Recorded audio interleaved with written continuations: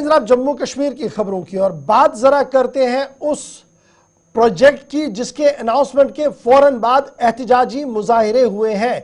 जम्मू का कटरा इलाका जहां पर हजारों अकीदतमंद माता वैष्णो देवी के दरबार के अंदर आते हैं और उन हजारों लोगों की खिदमत के लिए हजारों की तादाद में कटरा के अंदर लोग भी खड़े रहते हैं। लेकिन कटरा के अंदर गुज़श्ता 2 दिन के दौरान सूरत हाल इंतहाई तशवीशनाक है और आज इस एहतिजाज में मजीद शिद्दत आई है। दुकानदार और पालकी वाले लगातार एहतिजाज पर है और आज भी ये एहतिजाज का सिलसिला जारी रहा है। स्ट्राइक कि ये एहतिजाज जो है ये तब हुई जब हुकूमती इदारों की तरफ से इस बात का ऐलान कर दिया गया कि एक रोप वे बनाया जाएगा जिस पर तकरीबन 250 करोड़ रुपया सर्फ आएगा। अगरचे स्ट्राइक जुम्मे के रोज शुरू हुई थी, इतवार तक की थी, लेकिन अब इसको मजीद बढ़ा दिया गया है और आज एहतिजाज ने उस वक्त अनोखा मोड़ लिया जब एहतिजाजी मुजाहिरीन ने संग का इस्तेमाल किया, पत्थरों का इस्तेमाल किया, लाठियों का इस्तेमाल किया और पुलिस अमले पर दावा बोला, जिसके नतीजे में अभी तक कई लोगों के जख्मी होने की इतलात और खबर भी आ रही है। माता वैष्णो देवी जो तकरीबन 5300 फीट सतह समंदर से ऊपर है और यहाँ पर जितने भी श्रद्धालु आते हैं वो तकरीबन 13 किलोमीटर भवन से ऊपर चले जाते हैं, जिनकी खिदमत के लिए मकामी आबादी, ट्रक, ऑटो ड्राइवर्स, लोकल लोग, पालकी वाले, घोड़े वाले जो हैं वो अपनी खिदमत दे रहे हैं और उनका मानना है कि अगर सूरत हाल ऐसी ही रही में बना तो उनके मुस्तकबिल को तारीख होने से कोई नहीं बचा सकता है। तस्वीरें आपके सामने हैं कि किस तरीके से आज पुलिस पर हमला किया गया, ताहम पुलिस की तरफ से यह साफ कर दिया गया कि जनाब कार्रवाई होगी और अमन कानून खराब करने वालों को निपटा जाएगा। इस बीच जम्मू कश्मीर हुकूमत की तरफ से जो सीनियर वजीर है उनकी तरफ से बयान सामने आया है। शर्मा की तरफ से बयान जारी करते हुए यह साफ कर दिया गया है कि सूरत हाल पर काबू करने के लिए हर मुमकिन मदद ली जाएगी मकामी आबादी की और जो एहतिजाज पर लोग बैठे हैं उनके जायज़ मुतालबात को हल करने के लिए हर कदम उठाया जाएगा। तस्वीरें पिछले कई दिनों से एहतिजाज की आ रही थी, लेकिन आज का एहतिजाज नाजुक मोड़ में तब चला गया जब संग का इस्तेमाल हुआ और तस्वीर आपके सामने है कि किस तरीके से पुलिस को अपनी जान बचाने में ही आफियत महसूस हुई और वो उस मकाम से बाहर चली गई। आखिर इस तरीके की हालत क्यों बनी, इस पर जरा हम बात करेंगे। करण सिंह साहब हमारे साथ कटरा से ज्वाइन करेंगे, सोहन सिंह थोड़ी देर में ज्वाइन करेंगे। पहले करण जी आपके पास आएंगे।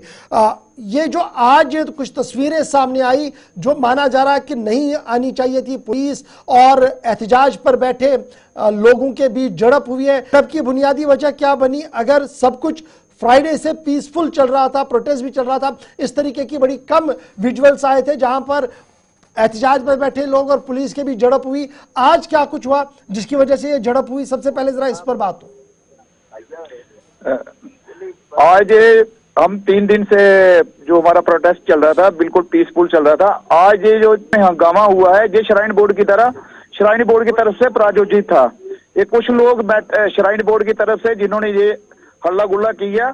हमारा प्रोटेस्ट बिल्कुल पीसफुल और बिना किसी रास्ते को बंद किए हुए और बिना किसी डंडे लाठी के हमारा प्रोटेस्ट, क्योंकि हम जो व्यापार मंडल है हमारा व्यापार मंडल ने बिल्कुल पीसफुली 4 दिन से हमारा जो आज चौथे दिन प्रोटेस्ट था बिल्कुल पीसफुल चल रहा था। ये कुछ श्राइन बोर्ड के गुंडा तत्व है। श्राइन बोर्ड की पॉलिसी रहती है कि कोई उनके खिलाफ कोई प्रोटेस्ट चलता है तो वो उसको डिवाइड करने के चक्कर में रहती है, किसी न किसी तरीके से फेल करने के चक्कर में रहे। ये उन्हीं की कारकर्दगी है, उन्हीं के द्वारा प्रायोजित था।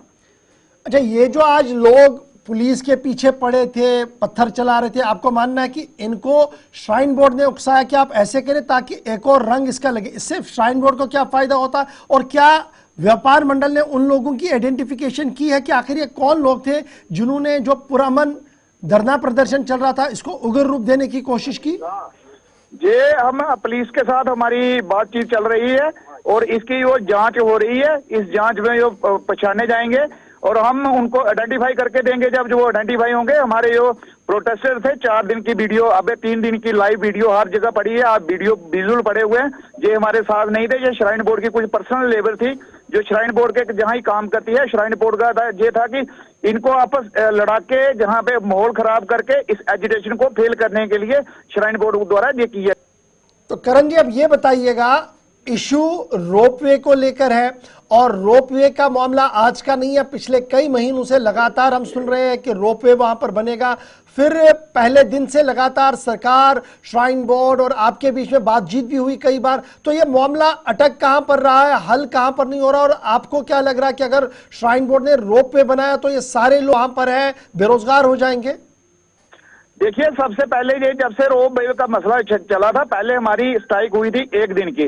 तो उस टाइम एलजी ने एक कमेटी बनाई गई थी जिसके चेयरमैन डिप रमेश कुमार जी थे और 2 श्राइन बोर्ड के मेंबर थे, अशोक बान जी और जस्टिस सुरेश जी, और shrine board CEO Anshul Garg ji, जो 4 कमेटी के मेंबर थे। वहां पे इन्होंने स्टेक होल्डरों से बात करनी थी। स्टेक होल्डरों से बात करने के बाद जो मीटिंग मिनट्स आते हैं, इन्होंने कोई बाहर नहीं निकाले और कोई जो इनको हमारे जो स्टेक होल्डर हैं वो मिले। इन्होंने आज तक हमें उस वार्ता का कोई भी हाँ या ना में बात नहीं की और हमारी हर जगह अप्रोच चले थी, हर जगह हम मेमोरेंडम दे रहे थे।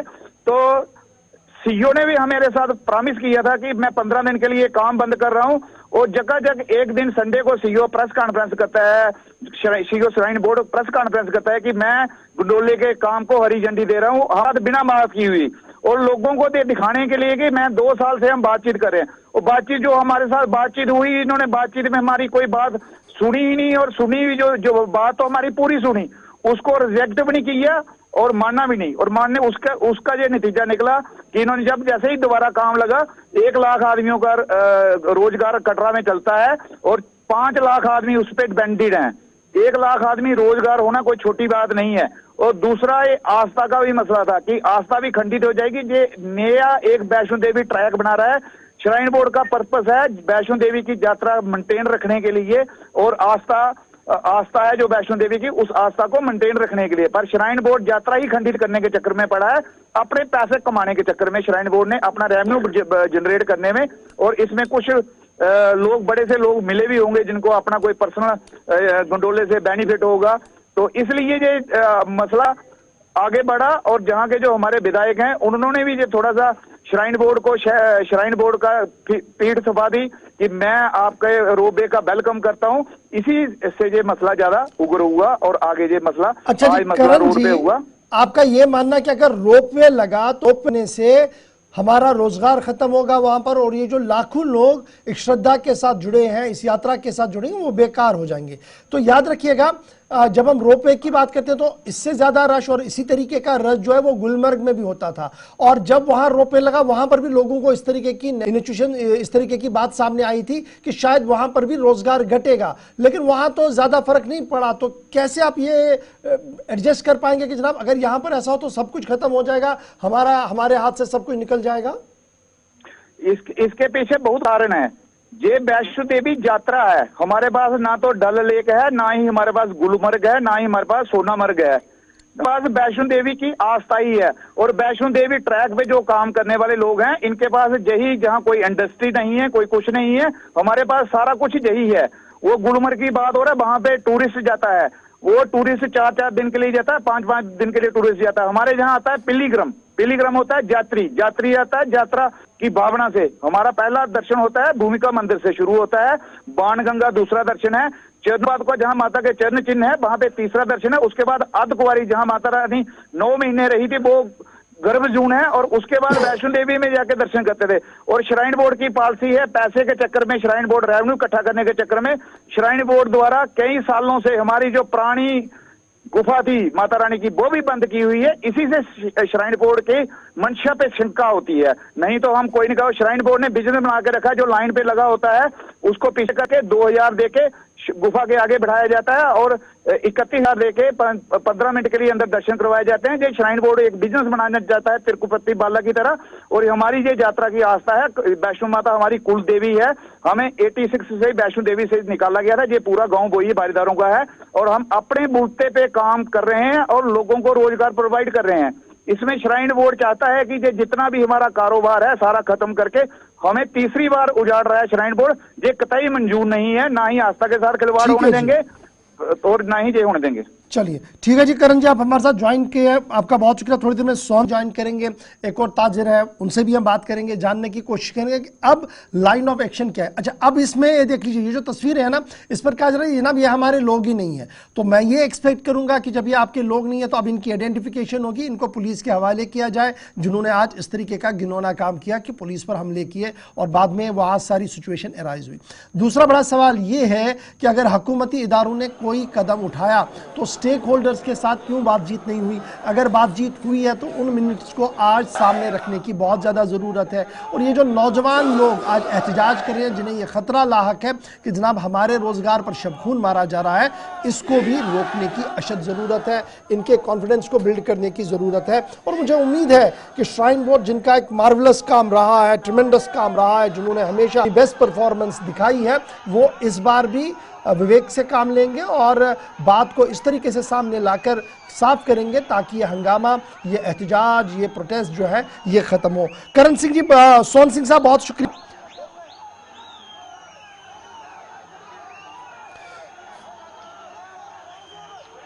चलिए जी, ये तो थी बात जनाब कटरा की, जहां पर एहतजाज है और इस बीच खबर यह है कि फिलहाल एहतजाज यहां पर जारी रहेगा।